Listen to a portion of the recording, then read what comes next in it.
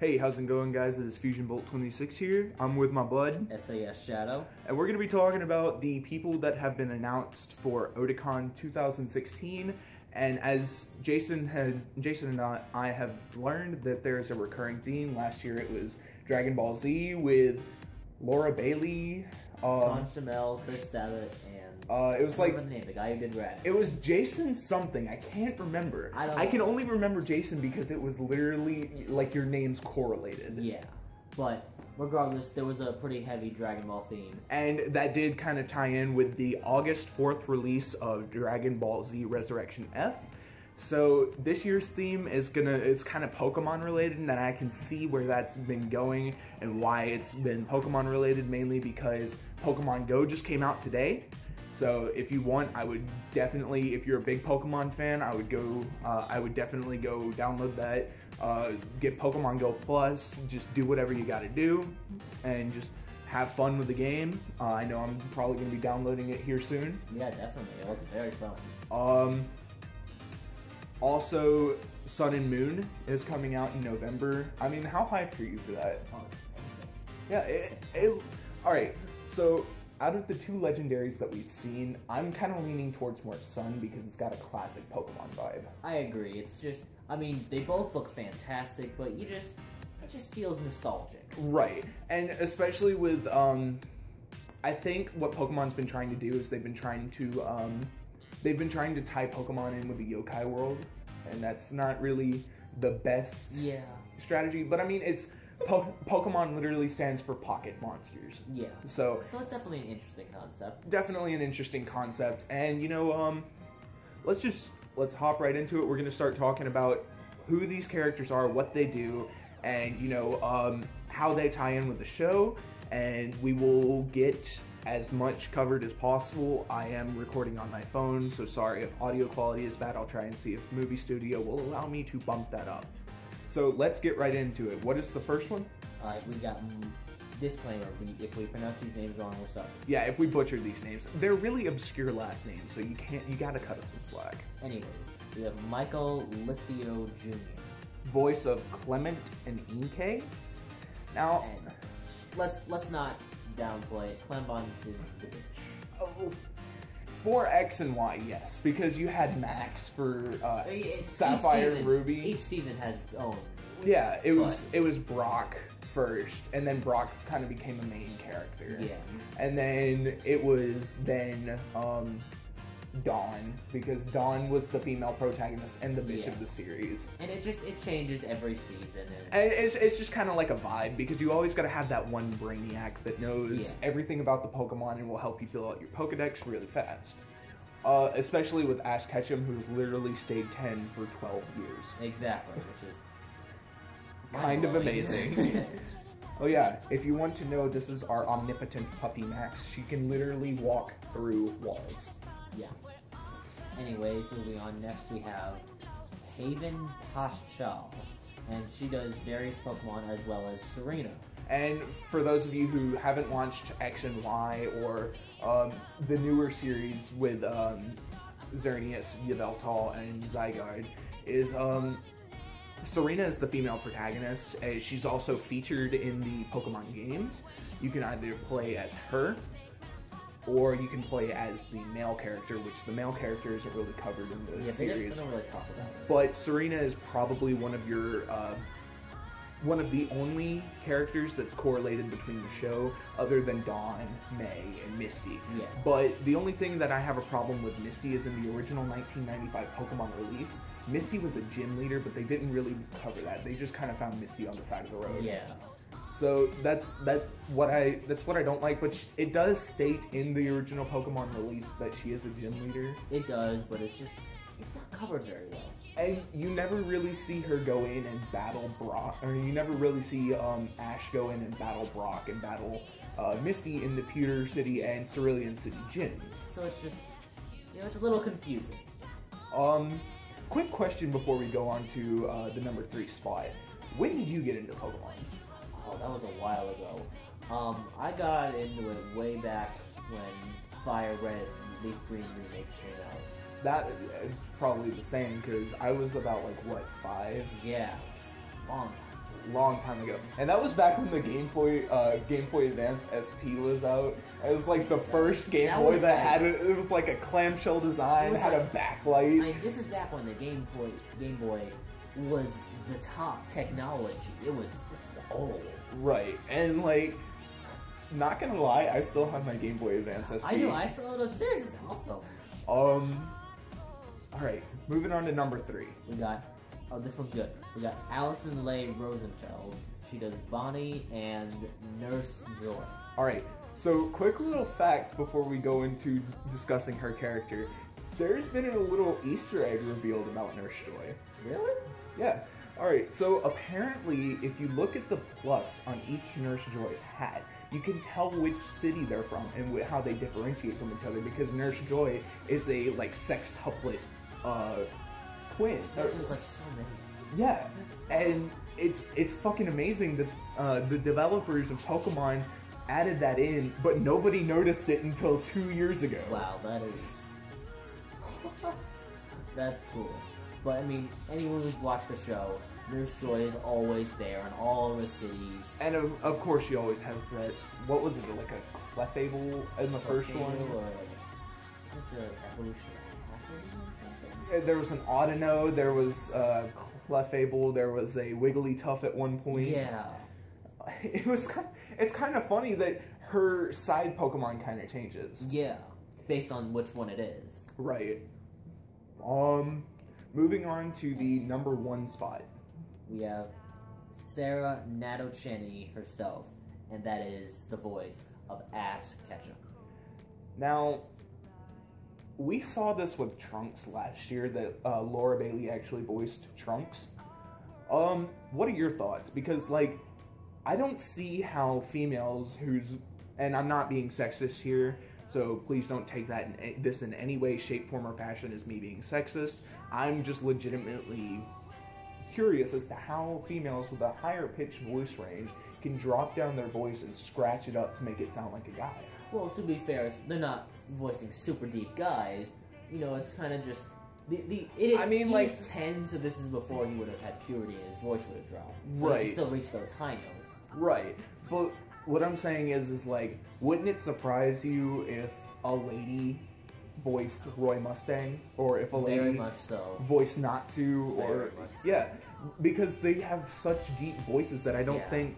And again, I'm not being sexist, but I don't think that a woman could drop down to that. I mean, to be fair, Roy Mustang and Ash and Natsu, sorry. Roy Mustang and Natsu are, appear to be 20 Natsus. Long story that we will get into in another debate video. Anyways, they are older, and Ash is still somehow 10 years old, so. 10 years old for 12 goddamn years, Jesus Christ. I mean, if he started his journey when he was born, he should be 12 now. Right. But no, he should be like 22 right now. Yeah. Should be a full-grown man. Right. I think he should be a gym leader at this point. Yeah. So, my overall thought is Otakon this year is going to be fun, and to Mr. Marino, my partners at Bent Pixels, I do want to, again, apologize for not posting gaming video. This is just kind of like a trademark of my channel. We started it last year, and I kind of want to continue it throughout each Otakon, which we'll probably be going to Otakon 2017, going to DC for that. I definitely hope so. Yeah. The only thing I have a problem with is that the DC Convention Center is going to be so small. They're only probably going to let in the first 10,000 people. Oh, we just got to get there earlier. Or we just got to pre-order as soon as they announce. What they might do is they might have you have to pre-order the tickets, and only the people who pre-order can get in. Well, I also keep hearing that the DC Convention Center is a lot bigger than the Baltimore Convention Center. Which, to be fair, the one that they house for Katsucon and the one that they house for Otakon was a relatively small one. But what I'm saying is that what I've heard is that there's more room in the actual DC Convention Center, not the place that they held Katsucon. So I don't know. That's yet to be seen. I guess we'll find out next year. I guess. Maybe we could look up some online pictures, see the layout and how big it really is. Right. A lot of people enjoyed my time in the dealer's room last year. Oh, it was definitely very fun in there.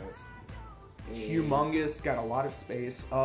The dealer's room is actually, I think that's where we spent 9/10 of our time last year. Yeah, we spent a lot of time there. It was, I mean, we were trying to see if we could find any, like, really good deals on anime stuff. Because I know you were looking for, like, chapter 49 or chapter 50, and you found it. Yeah. For Fairy Tail. And which is weird because that chapter had not released until, like, 2 days after. Yeah, exactly. After. Like, they were selling it before it had come out, and I'm like, wow, this is great. So, you know... Hopefully we can find the next chapter of Fairy Tail that's not been released yet at Otakon again. That'd be amazing. Yeah, and especially with the comic creator that I've long since forgotten. It's like Concha or something like that. I'm not sure. Kodansha. Oh, you mean the publisher? Yeah, Kodansha Comics. They're usually a big trademark. They usually come in.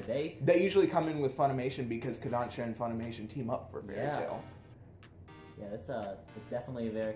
I mean, Fairy Tail's, it's not been focused on the past few years, but it's definitely been relatively big. It is. You know, last year they had that big giant Natsu poster. Right, yeah. And it's, well, last year they were also kind of focusing more on Resurrection F than they were anything. They were selling the entire Fairy Tail series on Blu-ray and at the Funimation stand, which was kind of amazing. Granted, a bit expensive, but it was right. The whole series. It's great. So my question is with the release of Pokemon Go and Pokemon Sun and Moon coming up, do you think that there might be a possibility of a new Pokemon series and some new Pokemon movies coming out? Series? I think that's definitely a big possibility. If there's going to be a movie, though, that would depend on the success of both the games and this theoretical TV show. Right. Now, my problem is that with us picking up and moving from one region to another, because if you see the map of Pokemon, you literally have Kanto Johto like right here, then Hoenn's like down here, then Sinnoh's like all the way up here, Kalos is over here somewhere, Unova's in the middle, and then if you look, there's a small tiny cluster of islands. That's where the Aola region is going to be. Yeah. And I kind of actually want to see how this will play out, because with the Hoenn region, you had your big landlocked land where most of your gyms were, and then you would go around and have your islands. And it was the same with the Kanto region, because you would have your landlocked land, you would go to all the gyms in the landlock, and then you would come down and you would go to like Seafoam Island to get Articuno. All the legendaries you go around and you do your own thing. Mewtwo is the strongest Pokemon on the planet, but can't get out of his cave because there's a man standing in the way. Oh, that was... I even wondered about that as a kid, you know? Like, wait. If he's so damn powerful that he can kill an entire group of Team Rocket grunts in 2 seconds, then how come you can't just move this one guy? Like, right, just like... Is this one guy Goku? Like... Telekinesis, move, fly away. Or like, just blast a hole. Well, okay. Alright. There's one thing though, is I've seen Mewtwo in the anime, Mewtwo's character has been mellowing out. Did you see the Genesect movie? I don't think I did, no. In the Genesect movie, they had Mewtwo as the main character, because Genesect was being hacked by Team Rocket, and they had the Mega Evolutions of Genesect, or of Mewtwo, but Mewtwo was fighting on Ash's side. And I want to know if maybe that has something to do with Pokemon Movie 1, where they, I telekinesis puppy, or omnipotent, if maybe after Mewtwo realized that the meaning of life is more important than self-worth, if that has something to do with Mewtwo's character mellowing out.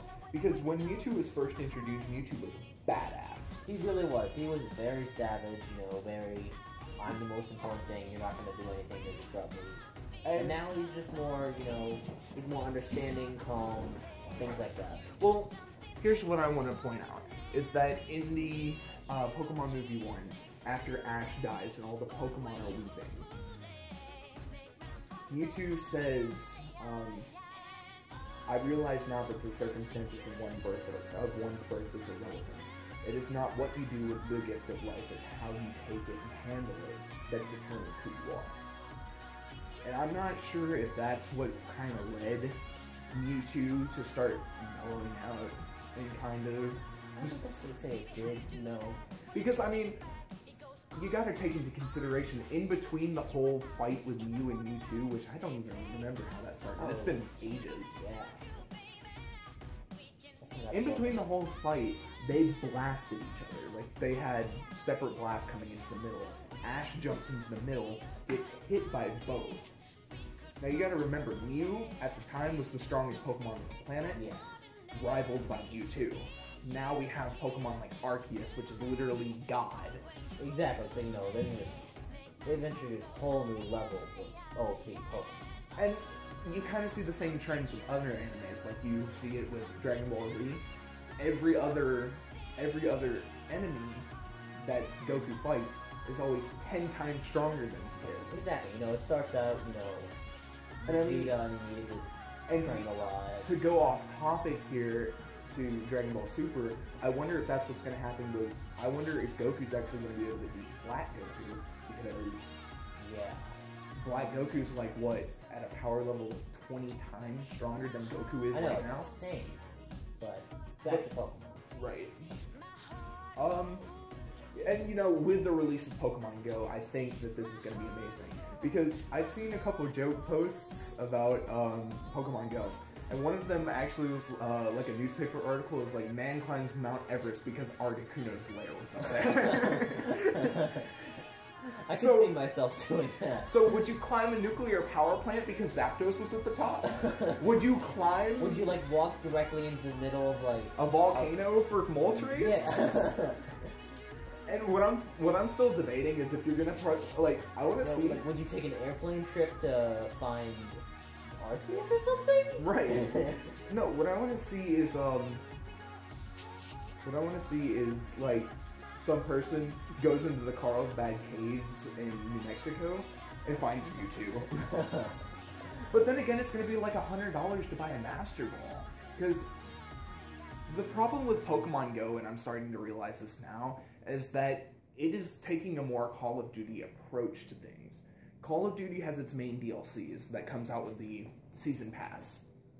Main DLCs. But now they're starting to add micro DLCs onto it. And micro DLC can range from anywhere from new camos, to new calling cards, to COD points, to Liquid Divinium. And it's just... You know, they're just gonna start racking up little things like this. Well, what I'm saying, what people are upset about is that there's no micro DLC transaction for camos in Black Ops 3.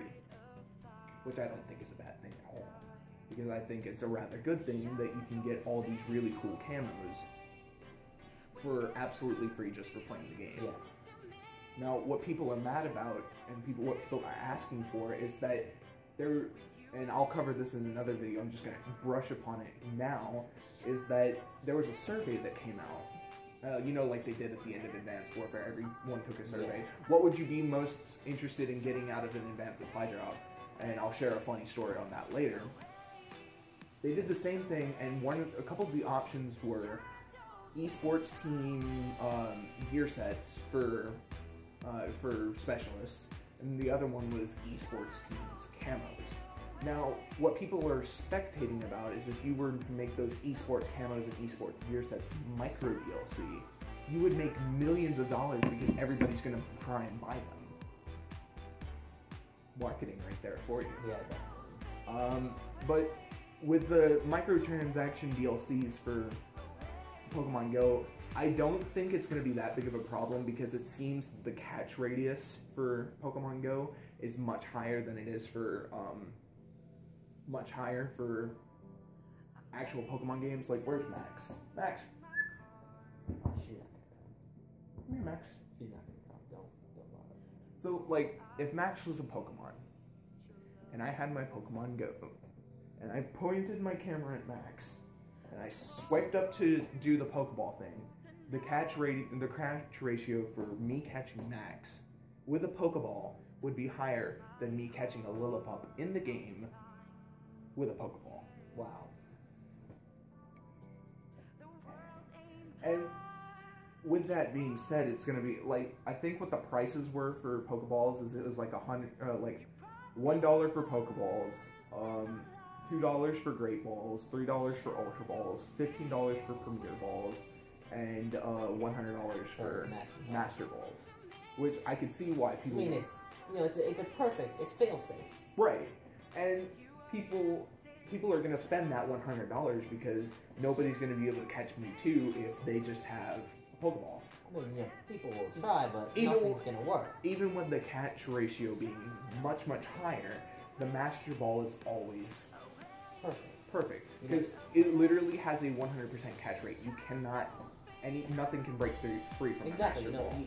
No matter what you do, you'll catch whatever Pokemon you use it on. Funny story. I was playing Emerald the other day, and I had my Master Ball, and I went to go click on the Pokeball. Biggest mistake of my life because I accidentally scrolled down to the Master Ball and threw it at a Pidgey. Oh. I feel so cancerous right now. Well, I would have just shut my game off and like, nope, that's not saving. That's not. The even funnier thing is my dumbass didn't realize it until 20 minutes afterwards and I had already saved the game. Oh. Jesus fucking Christ, dude. Like, a Pidgey? Well, we've been talking for a while. We covered the people at Otakon. We had some, talk about the upcoming games. Went on a little off topic at some points, but we generally kept it on topic because mainly it was focusing more on that one point of view. And like I said, if you want to know all about my Call of Duty endeavors for Call of Duty, I would check back in another video. I'll probably have gameplay for you today. I'm sorry about the whole streaming issues last night. There was a lot of lag due to me streaming for 4 hours consecutively, and that overheated my in-console capture card, and it caused me to lag out. So I had to cut off the stream. But I did Prestige last night. I am now Prestige 3 level 5.